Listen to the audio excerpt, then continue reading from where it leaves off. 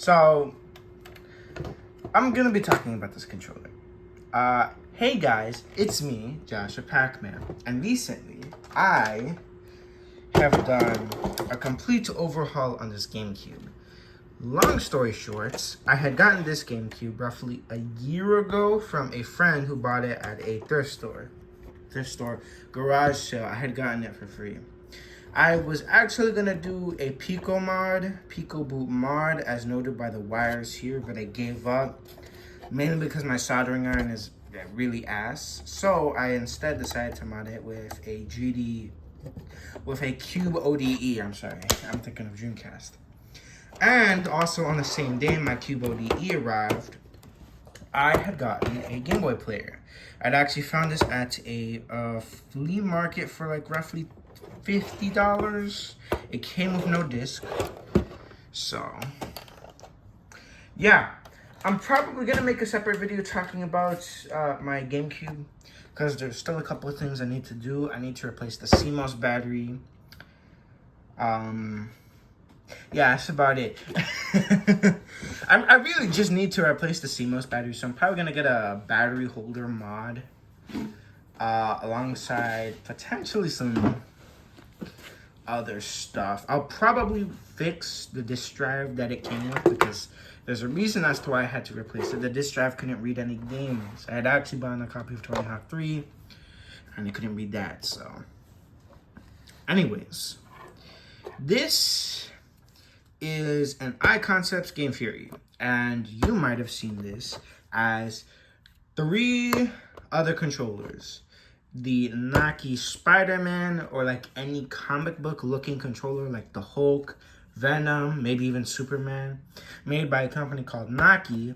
You might have seen this as a GigaWare GameCube/Wii Classic controller that was wireless.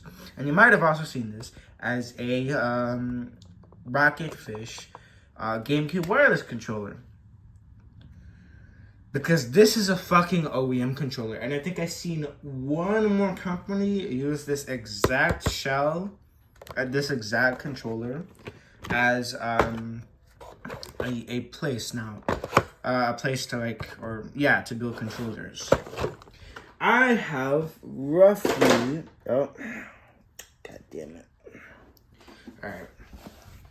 I have roughly 5 of these. Yeah, I have 5. And this is actually the 5th one I have ordered in general. I'm probably going to order more because these are surprisingly cheap controllers. I will say this. There's a reason as to why I'm ordering these.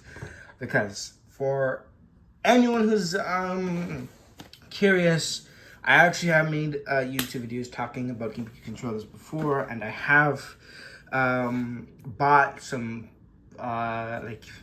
not broken, but some GameCube controllers that just need a new stick boxes. And I'm probably gonna be using some of these controllers to do one of 2 things. One, potentially harvest their stick boxes, because these stick boxes themselves aren't actually that bad. And they use very good potentiometers. Overall, I will say this. From my experience of using this controller, be it on my GameCube right here, that I have fully modded. Sadly, this doesn't have digital AV out. Goddamn. From my modded GameCube to even my soft modded Wii, as I actually have here, I have been using this for like a brief while with these controllers. I will say, they're not bad controllers. They're actually pretty good third-party alternatives. Keyword. Because frankly, as official controllers, yeah, they won't be able to match it. But there's a reason as to why I've actually been getting these specifically, because besides the fact that I actually think these aren't really bad for controllers, especially because something I'm probably going to do at some point is eventually get a Serial 1 Ethernet adapter. They make one alternative ones that are like incredibly cheap. So I'm hoping to get one that uses serial port 1. But anyways, where was it? Yeah. So I'm predominantly getting these controllers so that way I can do one of two things. For one of them, I will probably, because it's in an empty shell, I have 2 controllers that don't have working wires because these things are built like shit. And basically what happened is that internally the wires broke. So they have a terrible connection. The ones that I bought brand new in box, they actually work perfectly fine. This one has a weird drift issue though. So I don't know where that comes from. But for some reason it'll drift to the right. I don't know. I don't get it. It's so weird. But anyways, what I'll probably do is I'll probably get one more set of this OEM controller, specifically the Spider-Man ones.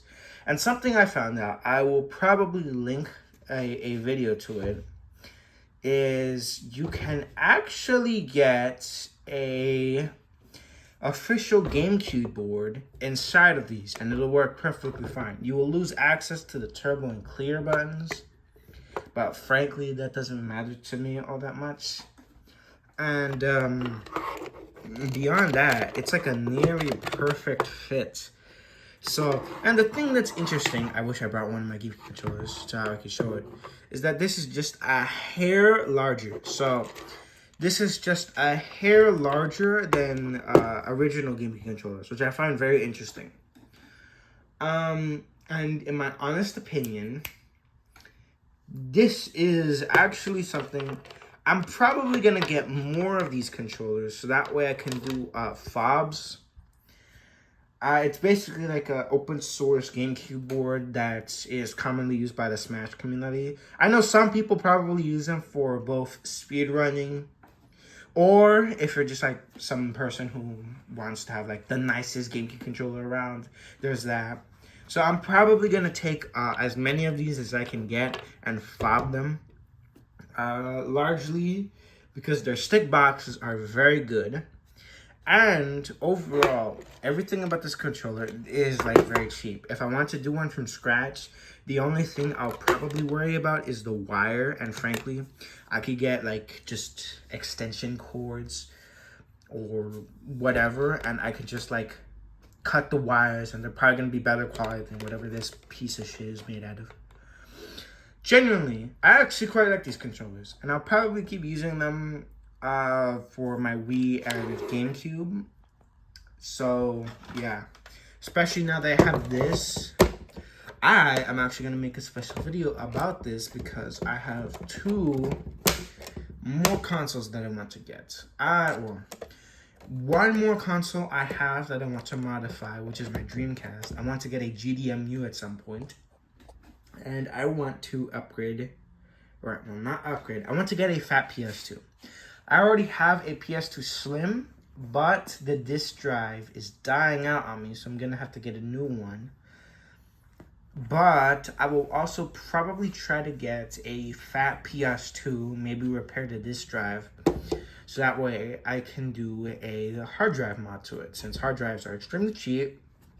And also, I want to get a network adapter so that I can do PS2 online and back up my PS2 games at the same time by using the hard drive. So yeah, in my honest opinion, if you're going to be getting this controller, it's not bad. It has a lot of issues, but I think, weirdly enough, probably the best thing about this controller is probably the D-pad. Because I have been using the D-pad on both the Game Boy Player and a couple other games, notably Puyo Puyo Fever. And I actually quite like it. It's not a bad D-pad. Sure, it's not great, but I would rather use this D-pad any day of the week over the really terrible GameCube D-pads.